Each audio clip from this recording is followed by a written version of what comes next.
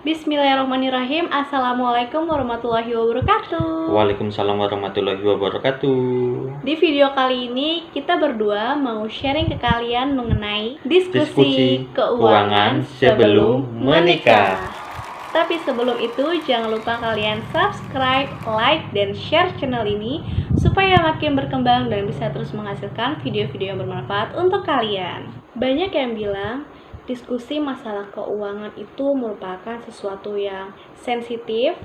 Jadi buat apa sih ngomongin masalah keuangan, apalagi belum nikah kan? Ngapain deh? Nggak kayak gitu. Salah banget ya teman-teman. Karena yang namanya diskusi keuangan sebelum menikah sama calon pasangan kalian itu tuh penting banget. Kenapa? Karena kita akan selalu bertemu dengan rupiah nantinya. Entah sebelum menikah, pas lagi menikah, atau setelahnya pun kita akan selalu bertemu dengan rupiah. Itu nggak bisa dihindari. Nah, karena itu kita di sini mau sharing pengalaman kita berdua sebelum nikah kemarin itu apa sih yang kita diskusikan mengenai keuangan. Kemarin waktu kita sebelum nikah kita sempat diskusi masalah keuangan. Nanti bisa kita contohkan apa aja yang kita diskusikan, terus apa aja yang perlu disiapkan untuk mendiskusikan masalah keuangan ini. Ada beberapa hal yang kalian ketahui untuk mendiskusikan soal ini. Apa aja tuh? Yang pertama, kita harus sepakat dulu antar calon pasangan itu sepakat bahwa samakan pemahaman atau persepsi bahwa membahas keuangan sebelum nikah itu hal yang wajar. Hal yang lumrah. Tidak. Dan itu bukan sesuatu hal yang sensitif gitu loh. Jadi hal yang biasa. Jadi jangan sampai ketika kalian membahas masalah uang ini memicu pertengkaran setelahnya gitu ya. Jangan. Jadi kita harus sepakat dulu kalau ini adalah hal yang biasa untuk kita bicarakan. Yang kedua, kalian bisa tanya ke pasangan apa sih pengertian harta?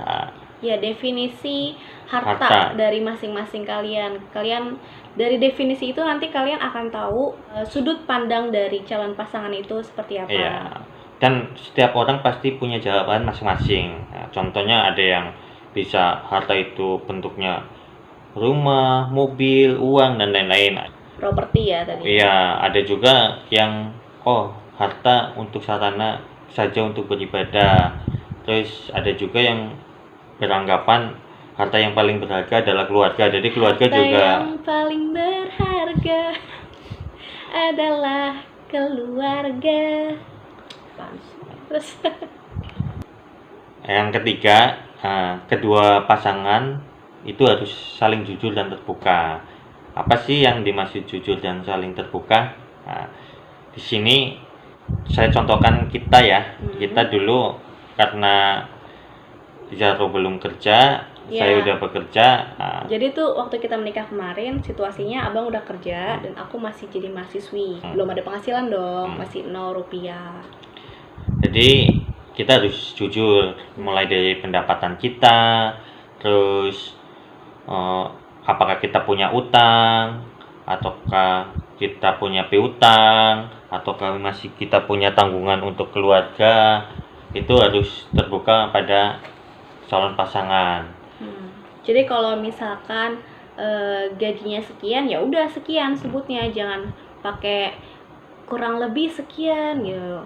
Terus kira-kira segini, jangan. Kalau itu pasti bakalan keluar angka, nggak mungkin enggak. Kalau kamu dulu nggak nentu ya sayang? Iya, tentu kan karena profesinya. Ya karena profesi abang kan IT.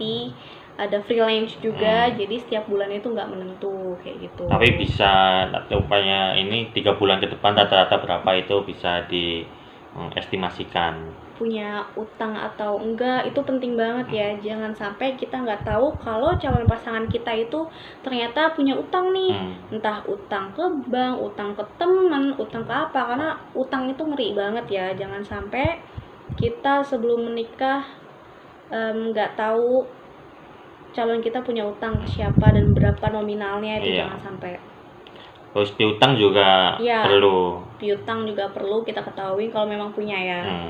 Terus cash flow juga nggak masalah itu Ya, cash flow sehari-hari biasanya tuh untuk apa aja. Jadi nanti ketika udah berumah tangga, kita udah bisa plotting dana-dananya ini untuk apa aja kayak gitu loh. Apa yang perlu dikurangi, apa yang perlu ditambahkan, itu nanti kita bisa tahu gitu. Sama tanggungan tadi. Jadi kalau umpamanya kita ada tanggungan, apakah bantu keluarga, bantu adik, kakak, atau orang tua, itu disampaikan aja. Jadi setelah nikah jangan sampai tidak sama sekali membantu. Jangan sampai yang tadinya lagi single kita punya tanggungan ngebiayain adik atau ngebiayain orang tua atau apalah itu terus abis itu setelah kita menikah malah nantinya dibiarkan begitu aja, itu jangan sampai ya. Terus abis itu selanjutnya apa sayang? Bahas aja dari hal yang ringan-ringan dulu, habis itu baru yang mendetail. Contohnya kalau yang ringan-ringan ya itu tadi, gajinya berapa, terus punya kebutuhannya biasanya per bulan seperti apa, itu hal yang ringan-ringan. Nanti kalau yang mendetail bisa sambil berjalan. Kayak kira-kira punya punya investasi apa aja, terus udah punya rumah belum, punya kendaraan apa belum, itu bisa didetailkan nanti aja. Terus abis itu kalau kalian mau ngebahas masalah ini, carilah di waktu yang tepat. Jangan ngebahas ketika lagi situasi marah-marah atau lagi situasi berantem, kalian ngebahas ini tuh jangan. Karena itu tadi, kalau misalkan kita belum satu persepsi, satu frekuensi, kalau membahas keuangan itu adalah hal yang lumrah, itu akan menjadi suatu pertengkaran lagi. Ketika kita sebelumnya masih udah bertengkar, terus besok kita membahas keuangan malah jadi makin bertengkar, itu jangan sampai. Jadi carilah waktu yang pas, waktu yang tepat untuk membahas masalah ini gitu. Iya. Jadi kedua calon udah siap dulu, mulai dari siap mentalnya, siap waktunya. Soalnya bahas keuangan ini sensitif, bisa orang tersinggung.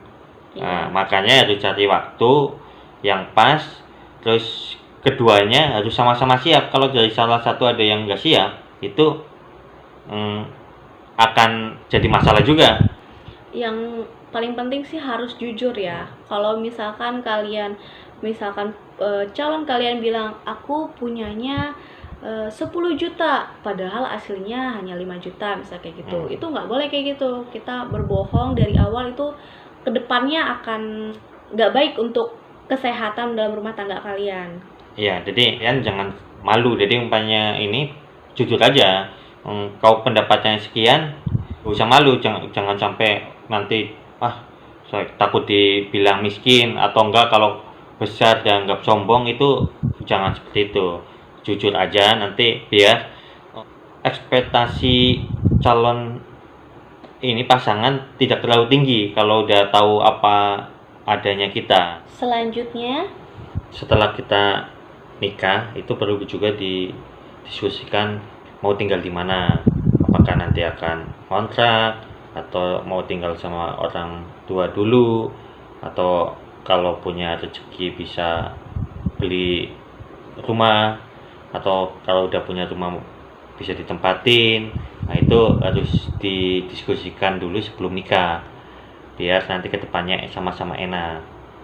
Kalau kita kemarin setelah 3 bulan, jadi kita setelah menikah itu kita tinggal di rumah orang tua aku dulu selama 3 bulan. Terus bulan keempatnya itu kita baru mulai renovasi rumah yang dulu sebelum menikah abang sudah menyiapkan rumah kampung. Sayang, tahun berapa kamu beli? 2015. Nah, tahun 2015. Sedangkan kita menikah tahun 2017. Jadi 2 tahun sebelum nikah abang sudah menyiapkan rumah untuk istrinya kelak. Gitu. Jadi kita renovasi itu sekitar 3 bulan juga. Jadi total 6 bulan tinggal sama orang tua. Setelah itu kita pindah ke rumah dan hidup berdua, bertiga, dan sekarang berempat. Alhamdulillah. Terus abis itu diskusi tentang istri nanti setelah nikah boleh kerja atau enggak. Itu penting. Jadi kesepakatan dari awal harus jelas dulu, jangan sampai nanti suaminya minta istrinya harus nggak boleh kerja, rupanya istrinya pengen kerja. Tapi kalau udah kesepakatan dari awal, oh kamu nggak boleh kerja, udah enak, sama-sama tahu. atau sebaliknya, oh kamu nggak apa-apa kerja aja, supaya kamu nggak bosan di rumah. Tapi mungkin lain cerita kalau nanti udah ada anak ya. Mungkin memang ada beberapa yang setelah menikah nggak langsung diberikan amanah, atau mungkin pas nikah langsung diberi amanah. Itu kan sesuatu yang harus difikirkan lagi ketika kita sudah punya anak nanti. Itu anak akan Asuh oleh siapa? Pasti yang lebih baik pasti orang tuanya sendiri kan. Jadi itu makanya pentingnya didiskusikan dari awal biar tidak terjadi perselisihan ke depannya.